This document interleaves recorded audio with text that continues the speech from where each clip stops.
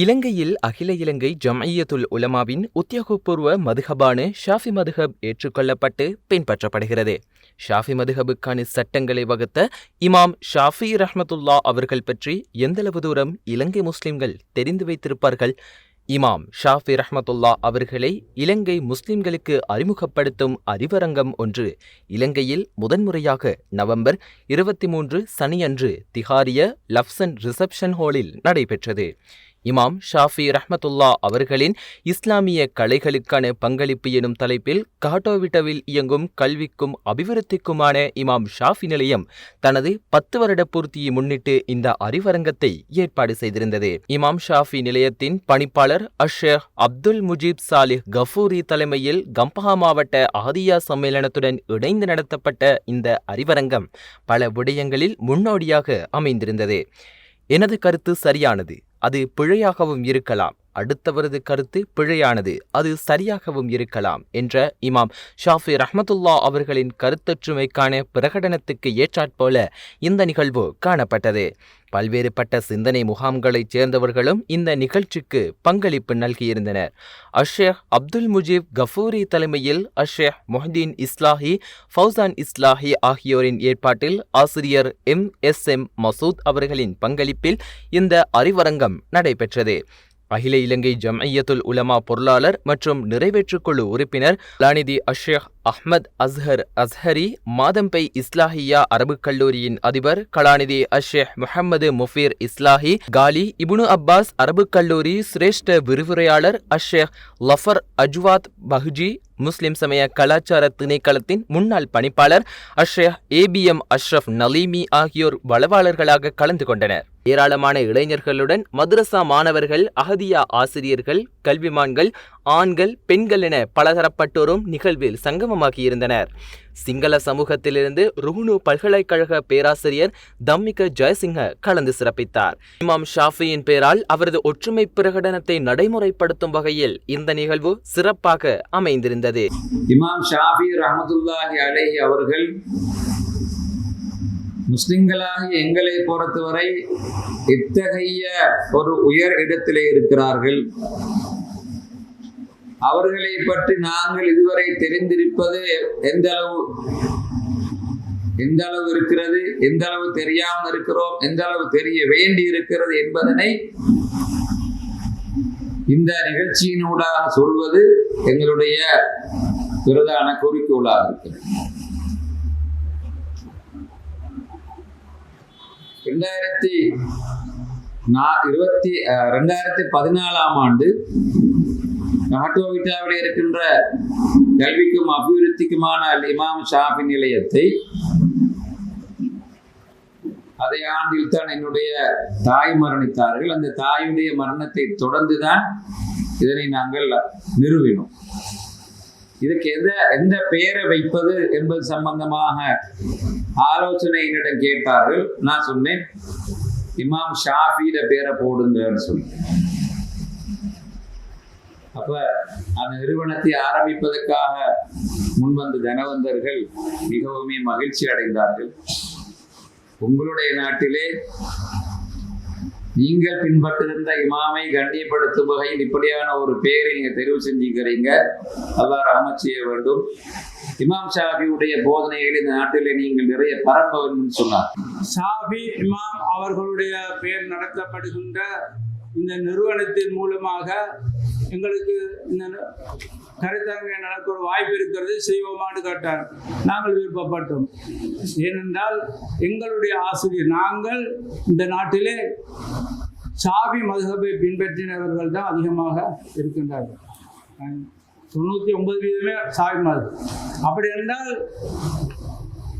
பிள்ளைகளுக்கு கற்பிக்கும் பொழுது இதில் ஏற்படக்கூடிய பிரச்சனைகளுக்கு தெளிவும் விவரமும் எங்களுடைய ஆசிரியர்கள் அறிந்திருக்க வேண்டும். எனவே நாங்கள் மிக சந்தோஷமாக அவருடைய யோசனையை ஏற்றுக்கொண்டோம். அதன்படி காட்டோவிட்டில் இயங்கக்கூடிய அல் இமாம் ஷாஃபி அவருடைய பெயர் நடக்கும் இந்த நிறுவனத்தின் தலைவர் அஷேக் முஜீப் மௌலவி அவர்கள் அனுசரணை கொடுப்பதற்காக முன்வந்து அவருடைய உறுப்பினர்களோடு இந்த கருத்தரங்கை நடத்துவதற்கான எல்லா விதமான ஏற்பாடுகளையும் செய்து தந்தார்கள். இமாம் ஷாஃபி ரஹிமஹுல்லாஹ் தன்னுடைய 7வது வயதுல கஸால பிறக்குறாங்க. அல்லாஹும்ம ஃபர்ரிஜ் குர்ப அஹ்ல கஸா, கஸால இருக்கிற மக்களுடைய அந்த கஷ்டங்களை அல்லாஹ் போக்கணும். அந்த இன்றைக்கு இஸ்ரேலால அடிபட்டு கொண்டிருக்கக்கூடிய அந்த கஸால தான் இமாம் ஷாஃபி ரஹிமஹுல்லாஹ் பிறக்குறாங்க. அவங்களுடைய 2வது வருஷத்திலே அவங்க மக்காவுக்கு எடுத்துக்கொண்டு போகப்படுறாங்க. 7வது வருஷத்துல இமாம் ஷாஃபி ரஹிமஹுல்லாஹ் குர்ஆன மனனம் செய்யறாங்க. தன்னுடைய 10வது வருஷத்துல இமாம் மாலிக் ரஹிமஹுல்லாஹ் அவர்களுடைய முவத்தா மாலிக ஃபுல்லா அந்த ஹதீஸ் கிரந்தத்தை ஃபுல்லாவே மனனம் செய்யலாம். அதுல சொல்லப்படுகிறது 9500 ஹதீஸ்கள் ஸல்லல்லாஹு அலைஹி வஸல்லம் அவர்களால் சொல்லப்பட்ட 9500 ஹதீஸ்கள் அந்த கிரந்தத்துல இருந்துச்சு. அவ்வளவையும் அவர்கள் மனனம் செய்தார்கள்.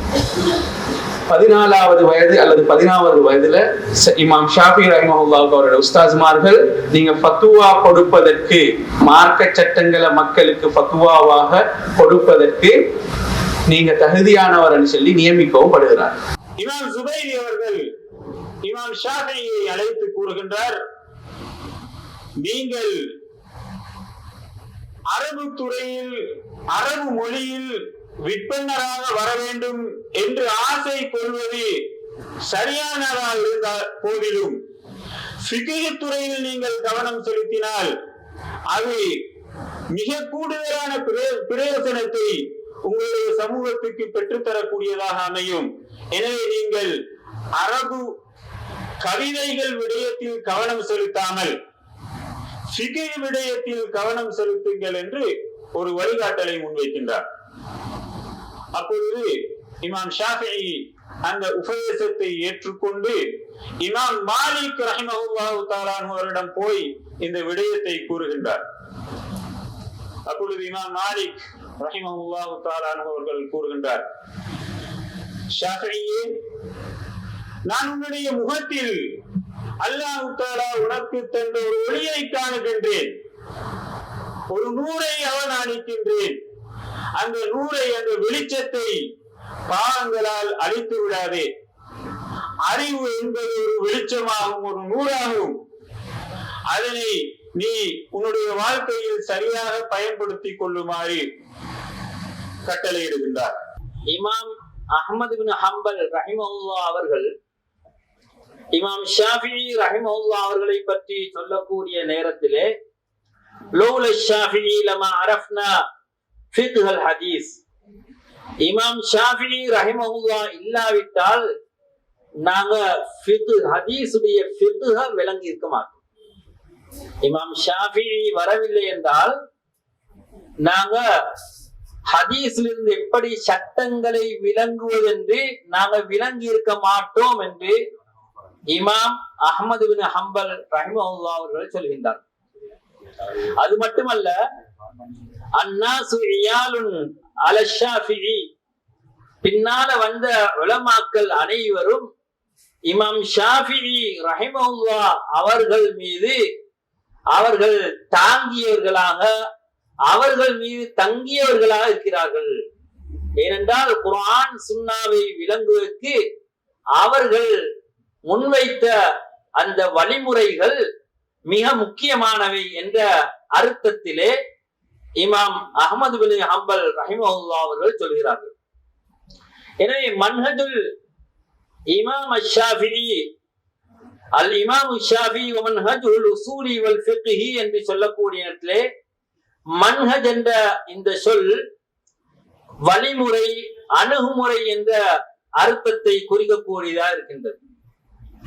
உசூல் என்று சொல்லப்படக்கூடிய நேரத்திலே அது பொதுவான விதிகள், குர்ஆனுடைய அல்லது பொதுவான ஆதாரங்களை விளங்கும் போது பொது விதிகளை குறிக்கக்கூடிய ஒரு ஷகௌது இலா வகீஇன் சுஹிஃப்லி. வகீ என்று சொல்வது இமாம் ஷாஃபி அவர்களுடைய ஆசிரியர், பெரிய ஆசிரியர், அவர்களுக்கு இருந்த பெரும் ஆசான்களில் ஒருவர். இமாம் ஷாஃபி அவர்களுக்கு மனனம் நிற்பதில்லை, பாடம் நிற்பதில்லை, நினைவு படிக்கின்ற விஷயங்கள் மறந்து போய் விடுவது உண்டு. இனி அவர்கள் இமாம் வக்கீயிடம் சென்று சொல்கிறார்கள், எனக்கு பாடம் நிற்பதில்லை, என்று முறையிடுகிறார். அதை அவர் சொல்லுகின்ற போது கவிதையாற்றல் ஷக்கவுத்து, நான் முறையிட்டேன், சொன்னேன் என்று சொல்லுவார். அதான் கவிதை என்பது. ஷக்கவுத்து இலா வக்கீஇ சூஅ ஹிஃப்லி ஃபஅர்ஷதனி இலா தர்கில் மஆசி. எனவே வக்கீ அவர்கள் எனக்கு பாவங்களை விட்டு விடுமாறு வழிகாட்டினார்கள்.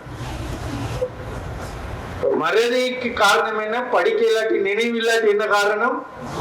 இப்ப நாங்க என்ன சொல்லுவோம், முருங்கைக்காய் கீரை தின்னுங்க, வேற என்ன, துவா செய்யுங்க, தஹஜ்ஜுத் தொழுங்க, இல்லையா?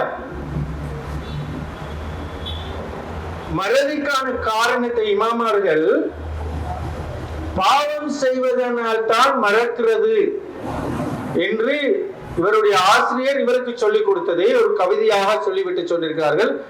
இன்று நானும் அதை பாடமாக்கி மறக்காமல் இருக்கிறேன், கவிதை என்பதால். இந்த கவிதையை நயப்பதற்கு நேரம் இல்லை, அதை பற்றி பேசுறதுக்கு. நானும் பெரிய ஒரு இலக்கியவாதி அல்ல. எனவே அந்த கவிதையை நயக்கின்ற விதமாக நான் இங்க பேச வரவில்லை. பொருளை பாருங்கள், அதனுடைய கட்டமைப்பு பார்த்தாலும் உங்களுக்கு விளங்கும். ரிதம் ஒன்று இருக்குது, ஓசை நயம் ஒன்று இருக்குது. ஷக்கவுத்து இலா வக்கீஇ சூஅ ஹிஃப்லி ஃபஅர்ஷதனி இலா தர்கில் மஆசி. உங்களுக்கு தெரியும், இது சின்ன ஒரு விஷயம் தான் அவர் சொல்லிக்கிறார் இல்லையா? பெரிய ஒரு விஷயம் ஒன்று இல்லை, அப்படியா?